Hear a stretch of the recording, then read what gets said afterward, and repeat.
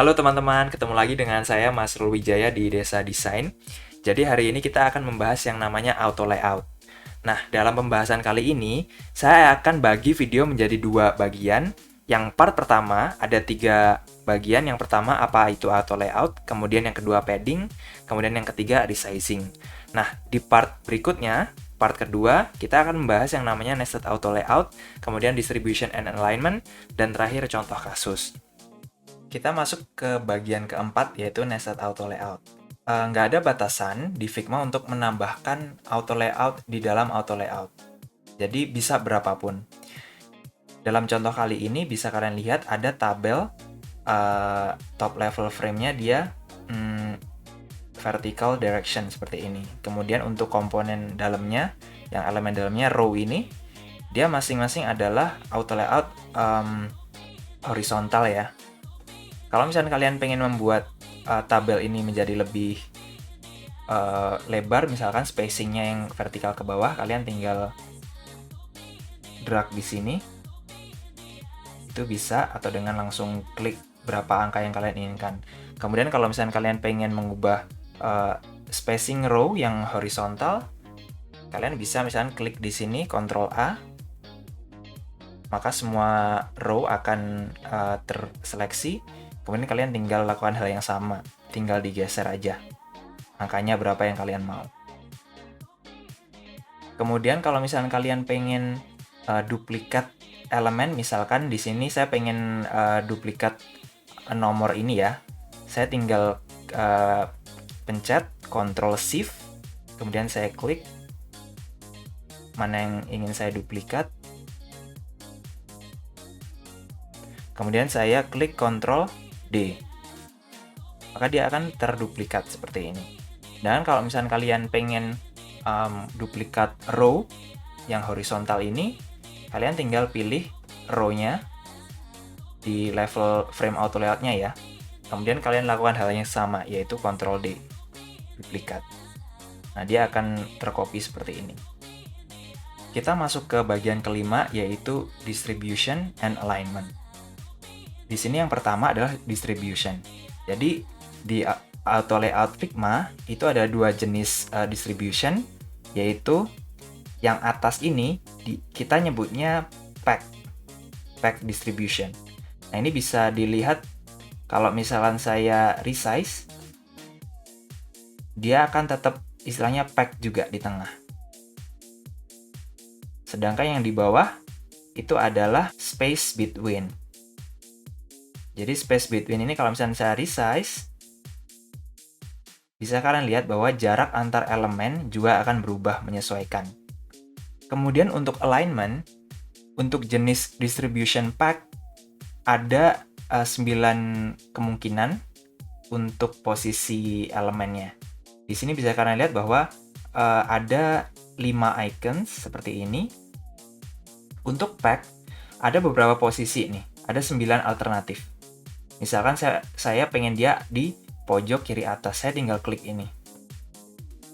Atau di tengah atas. Atau posisi yang lain, itu bisa tinggal klik di sini aja.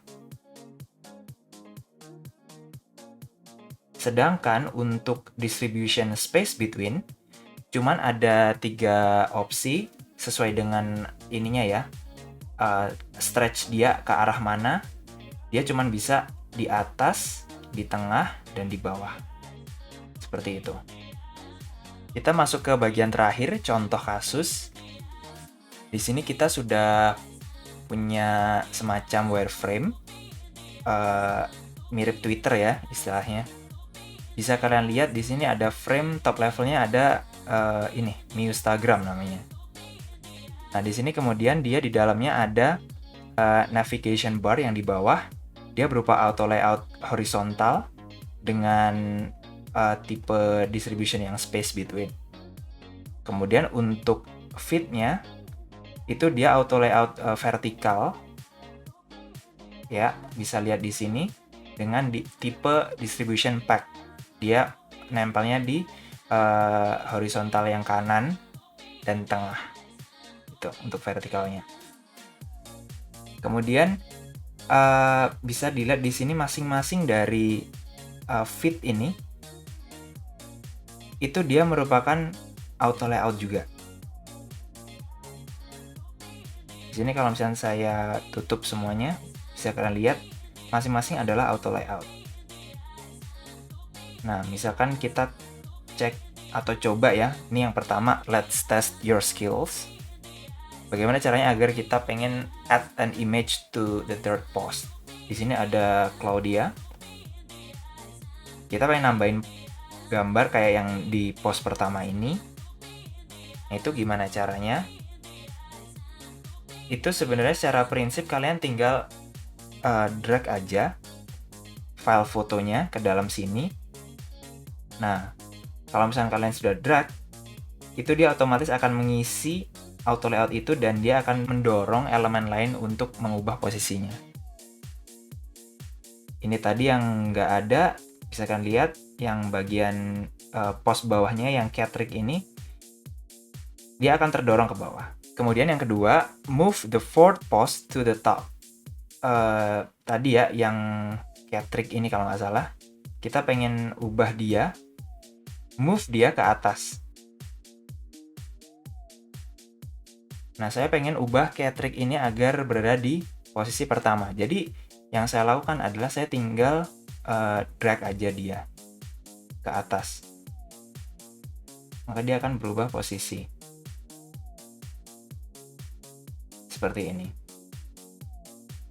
Nah, tadi ada line yang ketinggalan, di sini kita harus ubah juga atau pindah juga supaya konsisten. Bisa kalian lihat post untuk Catrick sudah pindah ke atas gitu. Kemudian yang ketiga, kita pengen ngubah width dari wireframe ini dari yang iPhone 11 frame ke 750 pixel. Kita cek dulu ini berapa sih. Nah, dia ternyata lebarnya 375 gitu. Kalau misalkan di resize gimana nih? Tadi kan tinggal resize aja nih. Nah, itu bisa kalian lakukan seperti ini. Atau kalian langsung ketik 750. Maka dia akan berubah seperti ini. Nah, kenapa dia ikut fill? Karena pasti di level post ini, di level auto layoutnya, dia settingannya adalah fill container untuk horizontalnya. Bisa kalian lihat seperti ini.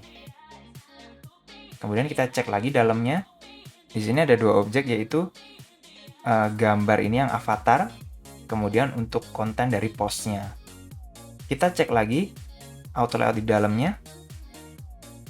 Di sini ada beberapa, itu dari icons-nya, kemudian untuk waktunya, fotonya, kemudian teksnya, dan akhirnya name sama handle.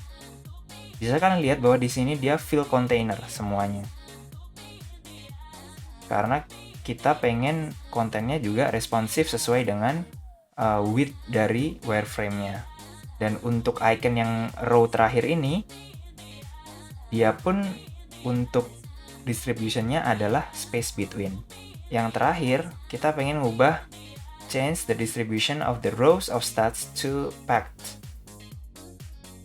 Ini iconnya, tadi kan ini space between. Kalau misalkan diubah jadi packed, bakal kayak gini. Nah, kalau kita pengen dia di tengah, kita tinggal ubah alignment-nya di sini, di tengah. Atau di sini. Sekarang contoh yang lain, di sini ada semacam sidebar. Jadi di sini ada Wichco. Kalau misalkan nih di dalam menu settings ini ada 3 sub menu, adjustment, security, dan volume.